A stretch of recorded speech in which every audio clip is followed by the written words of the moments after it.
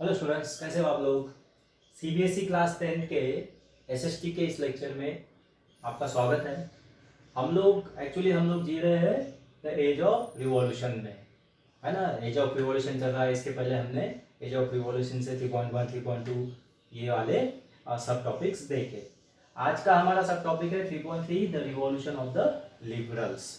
इसके पहले का जो हमने 3.2 टॉपिक देखा उसमें हमने देखा कि कैसे हंगर की वजह से, भूख की वजह से, अनएम्प्लॉयमेंट की वजह से वहाँ पे अनरेस्ट फैल गया और अनरेस्ट फैलने के बाद वहाँ पे रिवॉल्यूशन हो गया और वहाँ पर मोनार्की में बहुत सारे चेंजेस आए।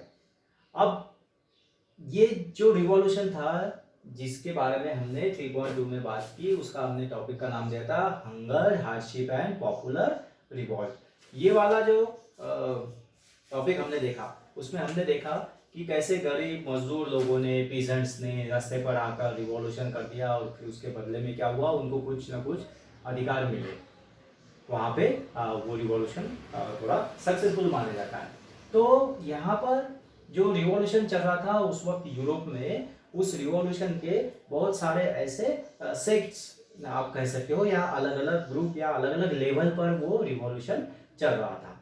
कि जैसे कि हमने देखा कि 3.2 में हमने देखा hunger, hardship and popular revolt. उसमें जो पीजेंट्स है, वर्कर्स है, फार्मर्स है, लेबरर्स है, वो लोग अपने डिमांड्स के लिए बाहर निकले थे और उन्होंने वो रिवॉल्यूशन करके दिखाया। तो 3.3 में हम लोग देखेंगे कि पैरेलली उसी वक्त एक दूसरे लेवल पे भी रिवॉल्यूशन चल रहा था and that revolution was lead by the middle class. Middle class जो है वो रिवॉल्यूशन, वो पैरेलल रिवॉल्ट जो है, that parallel revolt was led by middle class.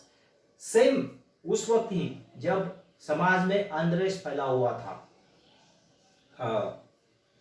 असंतोष फैला हुआ था मोनार्की के बारे में, तब उसी वक्त फार्मर्स और पीजेंट जब वो रिवॉल्यूशन कर रहे थे, उसी वक्त अनदर एक पैरेलल ऐसा रिवॉल्यूशन उस वक्त चल रहा था and that revolution was going on and that revolution was led by middle class. ये मिडिल क्लास का रिवॉल्यूशन था क्योंकि उनके भी अपने कुछ डिमांड थे। मिडिल क्लास में हमने देखा कि मिडिल क्लास में व्यापारी आते थे, बिजनेसमैन आते थे, शॉपकीपर्स आते थे, उसके बाद वो कुछ बड़े फार्मर्स उसमें आते थे, आर्टिसंस आते थे, उसके बाद वहाँ पर जो एम्प्लॉयज़ है वो आते थे, कटियर्स जो है कोर्ट में दरबार में काम करने वाले वो लोग आते थे। मिडिल क्लास के भी अपने कुछ डिमांड्स थे। तो मिडिल क्लास में भी अनरेस्ट फैला हुआ था, वो भी एक रिवॉल्यूशन करने की कोशिश कर रहे थे। जो हमने 3.2 में देखा कि फरवरी 1848 में जो रिवॉल्यूशन हुआ, उस 1848 के रिवॉल्यूशन की वजह से मोनार्क्स को, राजा महाराजाओं को ये पता चला कि जो जिस तरीके से हम आज तक रूल करते आ रहे हैं उस तरीके से रूल करना पॉसिबल नहीं है। जनता को हमको कुछ ना कुछ अधिकार जो है, वो कुछ ना कुछ अधिकार जनता को हमको देने पड़ेंगे। सो 1848 में, फरवरी 1848 में जो रिवॉल्यूशन हुआ, उस रिवॉल्यूशन में क्या हुआ, उसके कुछ इफेक्ट्स हुए। उसके इफेक्ट ये हुए कि पहले तो जो मोनार्की थी, वो मोनार्की दैट मोनार्की वाज एब्डिक्टेड, उसको मोनार्की को खत्म कर दिया गया। अब मोनार्क था, वहां पे राजा था, लेकिन that monarch was you can से रीजनेबल और रिस्पॉन्सिबल टू द कॉन्स्टिट्यूशन। वो मोनार्क को जवाब देना पड़ता था कॉन्स्टिट्यूशन को, क्योंकि उसके ऊपर अब कॉन्स्टिट्यूशन आ चुका था और वो कॉन्स्टिट्यूशन को, वो मोनार्क के ऊपर वो कॉन्स्टिट्यूशन कंट्रोल करता था। So in this way, in a way you can say कि मोनार्की जो है वो एब्डिक्टेड हो चुकी थी। दूसरा, फरवरी 1848 का जो रिवॉल्यूशन हुआ, उस रिवॉल्यूशन का एक फायदा या फिर उसका एक रिजल्ट ये हुआ कि लोगों को एडल्ट मेल सफरेज मिला। सफरेज का मतलब क्या है, हमने समझ लिया था कि सफरेज मीन्स क्या। सफरेज मीन्स मत देने का, वोट देने का अधिकार। लिए वोट देने का अधिकार किसको मिला था, एडल्ट 21 ईयर्स जिनकी एज है, ऐसे एडल्ट मेल को सफरेज मिला हुआ। और इसका और एक क्या हुआ इफेक्ट इस रिवॉल्यूशन का, इस रिवॉल्यूशन का इफेक्ट ये हुआ कि वहां पर रिपब्लिक अस्तित्व में आ गया। पहले सिर्फ राजा का ही राज चलता था, ही वॉज एटोक्रेट। एटोक्रेट मतलब एक ही व्यक्ति है जो सारे डिसीजन ले रहा है और उसका ही एकाधिकार चल रहा है, एक ही व्यक्ति का मोनोपोली यू कैन से। तो अब वहां पे उसके जगह में आ गई थी रिपब्लिक। अब ये सारे चेंजेस जो है वो that was due to the revolt led by the peasants, farmers, labourers, workers. इनकी वजह से जो फरवरी 1848 में रिवॉल्ट हुआ उसके ये सारे परिणाम हुए। लेकिन अभी भी मिडिल क्लास के जो एस्पायरेशंस थे, मिडिल क्लास के जो आशा आकांक्षाएं थी वो पूरी नहीं हुई थी। तो पैरेलली उस वक्त मिडिल क्लास भी अपना एक रिवॉल्यूशन करने क्या उनका भी चल रहा था और उनकी भी अनरेस्ट, उनमें भी बहुत सारा असंतोष फैला हुआ था। अब उस वक्त यूरोप में कुछ ऐसे स्टेट्स थे, ऐसे एरियाज थे जहां पर अभी भी नेशन नाम की कोई चीज नहीं थी। हमने देखा कि nationalism, rise of nationalism in Europe में हमने देखा था कि नेशन की कंसेप्ट धीरे धीरे डेवलप हो रही है और नेशन की कंसेप्ट डेवलप हो रही है। नेशन क्या है ये लोगों को पता चल रहा है, तो लोग अपने अपने नेशंस की डिमांड कर रहे हैं कि हमको एम्पायर में नहीं रहना। पहले क्या होता था, राजा महाराजाओं का राज और उनका एम्पायर। एम्पायर मतलब साम्राज्य। उस साम्राज्य में हम लोग प्रजा बन के रह रहे हैं, सिटीजन का कोई दर्जा नहीं है, हमको वहां पर कोई अधिकार नहीं है, हम सिर्फ राजा की प्रजा हैं। तो देश नाम की कोई चीज नहीं है, नेशन नाम की कोई चीज नहीं है। तो हम कौन है, हम साम्राज्य में रहते हैं, किसी ना किसी राजा के साम्राज्य में रहते हैं। ऐसी सिचुएशन थी। तो ऐसी जो सिचुएशन है उसको हिस्ट्री में बोला गया है नो नेशन स्टेट्स। जमीन है, लोग है, लेकिन देश नहीं है, उनको किसी कोई देश नहीं बुलाता। तो ऐसी जो स्टेट थी वो थी नो नेशन स्टेट। और ऐसी नो नेशन स्टेट उस वक्त इटली में, पोलैंड में, ऑस्ट्रिया में, हंगेरी में ऐसी नो नेशन स्टेट थी। Italy was the part of some empire, वो किसी एम्पायर का पार्ट था। Poland was part of some empire. Austro Hungary, ये Austria Hungary that was part of Austro Hungarian empire.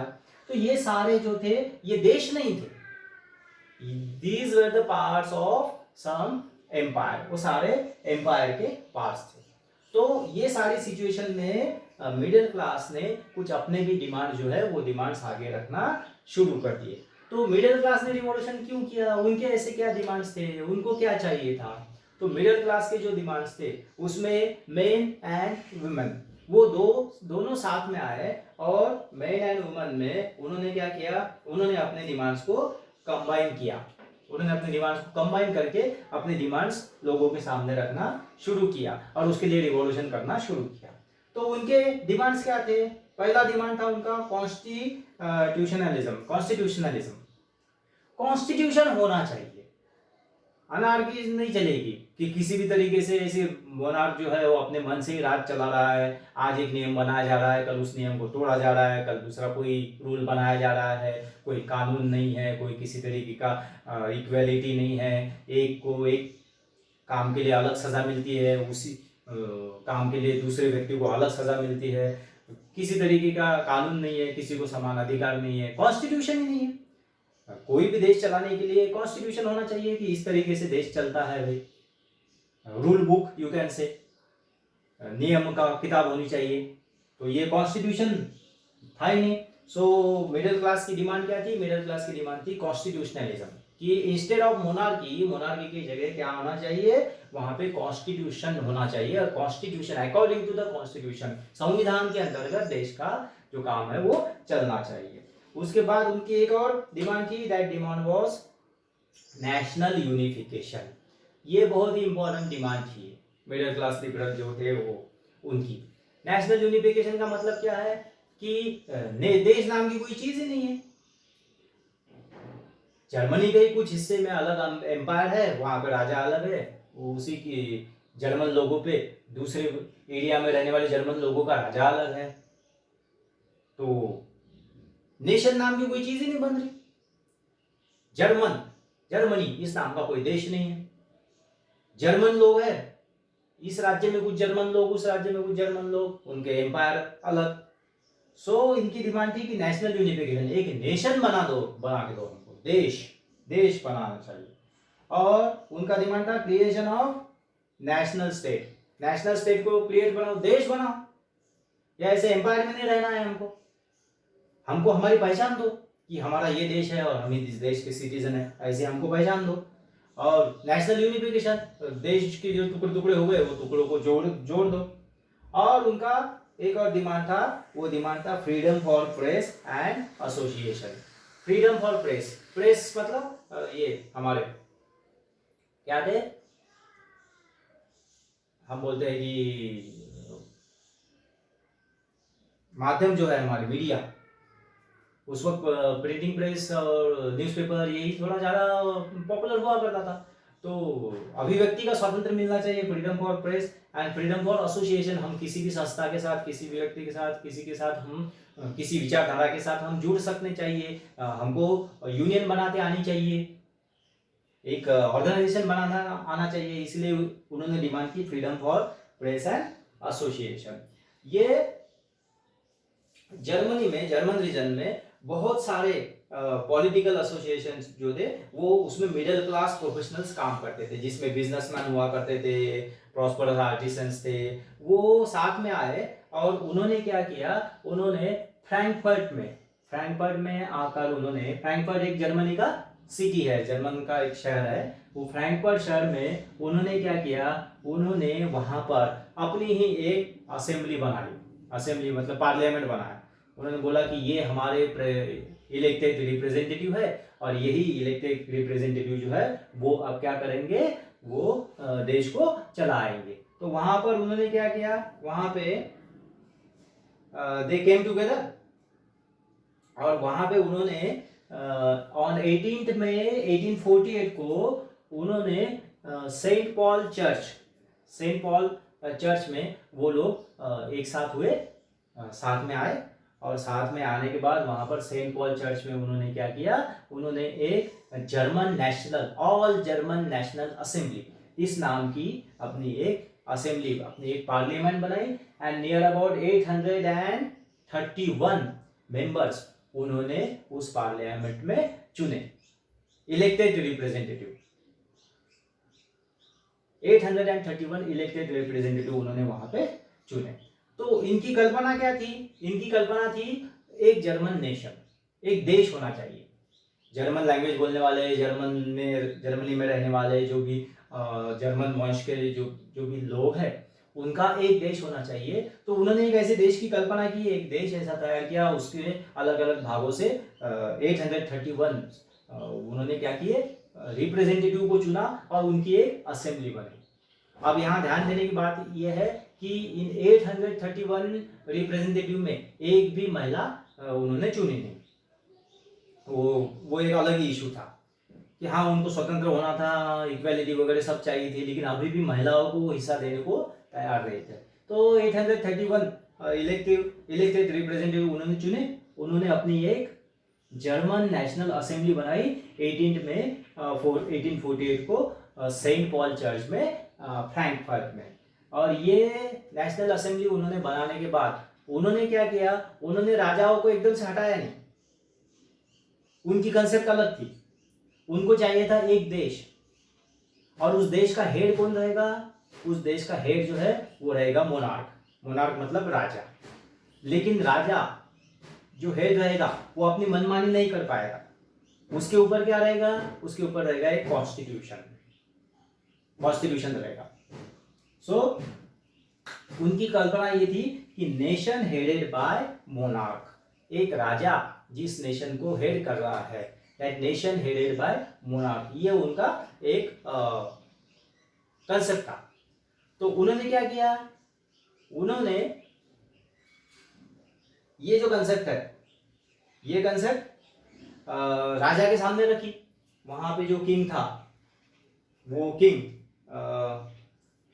Frederick William fourth, तो Prussia का king था Frederick William fourth, he was the king of Prussia. और Prussia का king था, उस Prussia के king को उन्होंने क्या बोला, उस प्रूशिया के किंग को उन्होंने बोला कि you become the head of our nation, हमारे नेशन का आप हेड बनो और ये हमारा कॉन्स्टिट्यूशन है, इस कॉन्स्टिट्यूशन के अंदर आप काम करो and provide a leadership to us. लेकिन यहाँ पे उनको जोर का झटका जो है वो धीरे से लग गया, वो वहां पे उनको जोर का झटका लगा कि ये जो किंग है फ्रेडरिक विलियम फोर्थ, प्रूशिया का किंग, उसने जर्मन का किंग बनने से, मोनार्क बनने से उसने मना कर दिया। बोले नहीं, I am not interested in such thing, ऐसे कोई इसमें मैं इंटरेस्टेड नहीं हूँ। तो यहाँ पे क्या हुआ, यहाँ पे इस तरीके का जो मिडिल क्लास का एक उनका ये था, एक उन्होंने बहुत अच्छी कोशिश की थी, क्या किया था उन्होंने कि रिवॉल्यूशन लाने की, वो उसको झटका लग गया, वो सक्सेसफुल नहीं हो पाया, क्योंकि फ्रेडरिक विलियम फोर ने मोनार्क बनने से, जर्मनी का मोनार्क बनने से उसने मना कर दिया। अब ये रिवॉल्यूशन जो है मिडिल क्लास का, ये रिवॉल्यूशन और भी बहुत वजह से वहां पर फेल हो गया। उसमें फेल होने का और एक कारण क्या था कि जो विमेन थे, विमेन लोगों ने क्या किया, विमेन लोगों ने लिबरेशन में, ये रिवॉल्यूशन में उन्होंने बहुत हिस्सा लिया। उन्होंने अपने अपने एसोसिएशन बनाए, उन्होंने अपने अपने ऑर्गेनाइजेशंस बनाए, और उन्होंने अपने प्रेस चलाए, अपने न्यूज़पेपर लगाए, निकाले। विमेन ने अपने न्यूज़पेपर प्रिंट किया, विमेन ने मेन के साथ मिलकर इस रिवॉल्यूशन में हिस्सा लिया। लेकिन इन विमेन के जो हक थे, राइट टू विमेन, ये इस रिवॉल्यूशन में भाग लेने वाले लिबरल्स ने उनको भी मानने से मना कर दिया, उनको इक्वल दर्जा वहां पर नहीं दिया गया। और इनका रिवॉल्यूशन फेल होने के पीछे और एक कारण क्या है कि that revolution was led by middle class. तो उसमें सारे मिडिल क्लास के एस्पायरेशंस उसमें आ रहे थे, तो मिडिल क्लास के एस्पायरेशंस उसमें आ रहे थे, और जो वर्कर्स, लेबरर्स, पीजेंट्स, फार्मर्स, इनके जो डिमांड्स थे, उनके डिमांड्स की तरफ उन्होंने ध्यान भी नहीं दिया, उनके लिए कोई ट्राई भी नहीं किया।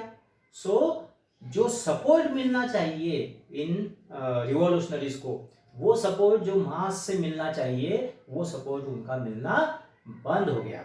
इस वजह से क्या हुआ, इस वजह से ये रिवॉल्यूशन जो है वो फेल हो गई। लेकिन कोई चीज अगर फेल भी होती है तो भी उसके कुछ ना कुछ इफेक्ट तो जरूर होते हैं, क्योंकि ये जो चीज थी रिवॉल्यूशन ऑफ द लिबरल्स, ये चीज ये इंपॉर्टेंट थी, इसके पीछे का जो थॉट था वो बहुत अच्छा था, और इन्होंने अच्छा काम किया है कि लोगों की जो आशाएं थी, आकांक्षाएं थी, इच्छाएं थी कि यहाँ पर एक लिबरल गवर्नमेंट होना चाहिए, डेमोक्रेटिक गवर्नमेंट होना चाहिए, वो अब राजा महाराजाओं के, मोनार्क लोगों के वो ध्यान में आने लगा कि हम जिस तरीके से सालों से यहाँ पे काम कर रहे हैं, हमारा राज्य चल रहा है, ऐसा राज्य अब नहीं चलेगा। तो फिर मोनार्क्स ने क्या किया, राजा महाराजाओं ने क्या किया, राजा महाराजाओं ने अपना राज करने का तरीका जो है वो बदल दिया। इस रिवॉल्यूशन के कुछ फायदे भी हुए। इसके अंतर्गत क्या हुआ, इसके अंतर्गत विमेन को कुछ राइट्स मिलने लगे, कुछ अधिकार उनको मिलने लगे। वहां पे सर्फडम था, सर्फडम और बॉन्डेज लेबर, जमींदार की पद्धति, जमींदार के खेत पर बॉन्डेज लेबर हुआ करते थे। बॉन्डेज लेबर का मतलब है जमींदार के खेत पे काम करने के लिए फार्मर्स को रखा जाता था, उनको 2 वक्त का खाना, कपड़ा, इतना ही कुछ देके साल भर उनसे काम लिया करते थे, और उनको बॉन्डेज लेबर थे। वो बॉन्डेज का मतलब उनको बंधक थे, वो कहीं जा नहीं सकते थे, उनको उस जमींदार के खेत पर ही पूरी जिंदगी उसके खेत पर ही काम करनी पड़ती थी, उनके बच्चों को भी वहीं पर काम करना पड़ता था, उनको कोई एजुकेशन नहीं, वो कहीं जा नहीं सकते थे, कहीं दूसरा कुछ काम नहीं कर सकते थे। तो ये बॉन्डेज लेबर था, ये बॉन्डेज लेबर का भी रूल जो है वो खत्म हो गया। और कुछ ऐसे एरियाज है जैसे ऑस्ट्रिया है, हंगरी है, ऐसे एरिया को मोनार्क्स ने क्या किया, मोनार्क्स ने उनको ऑटोनॉमी देना शुरू किया। ऑटोनॉमी मतलब स्वतंत्रता, थोड़ी थोड़ी स्वतंत्रता, निर्णय लेने की स्वतंत्रता, जो जिसको बोला जाता है that is known as autonomy. तो उनको निर्णय लेने की स्वतंत्रता भी दी गई। तो in this way we can't say that this revolution led by the middle class failed, ये फेल हुआ ऐसा हम नहीं बोल सकते, इसने कुछ फायदे जरूर करा दिए। So this was the explanation for the revolution of the liberals. I hope आपने अंडरस्टैंड किया होगा, इसको समझ लिया होगा। अगर कोई क्वेरीज है तो बिल्कुल feel free to ask me. I think we should stop here. Okay, thank you.